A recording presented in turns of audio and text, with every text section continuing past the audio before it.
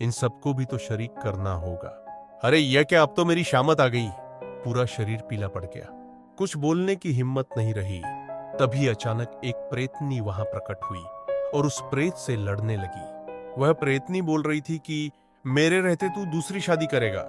कदापि नहीं, कदापि नहीं, मैं ऐसा नहीं होने दूंगी। और इतना कहने के साथ ही उस प्रेतनी ने उस डाल से मुझे धक्का दे दिया और जमीन पर गिरने के कुछ ही समय बाद मेरी इहलीला समाप्त हो गई थी।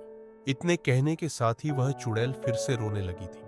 इसके बाद रमेश बाबू ने उस चुड़ैल को चुप रहने का इशारा करते हुए कहा कि आज के बाद तू इन गांव वालों को कभी परेशान नहीं करोगी।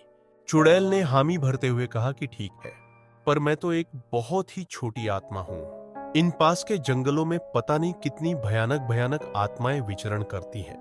आप उन सब से इस गांव वालों को कैसे बचा पाएंगे? उस चुड़ैल की इस बात को सुनते हुए रमेश बाबू हल्की मुस्कान में बोले, तू तो बकस इन लोगों को, बाकी भूत प्रेतों से कैसे निपटना है वह तू मुझ पर छोड़। इसके बाद रमेश बाबू ने लोगों को अब कभी न पकड़ने की बात उस चुड़ैल से 3 बार कबूल करवाई तथा साथ ही उसे थूककर चाटने के बाद ही जाने दिया।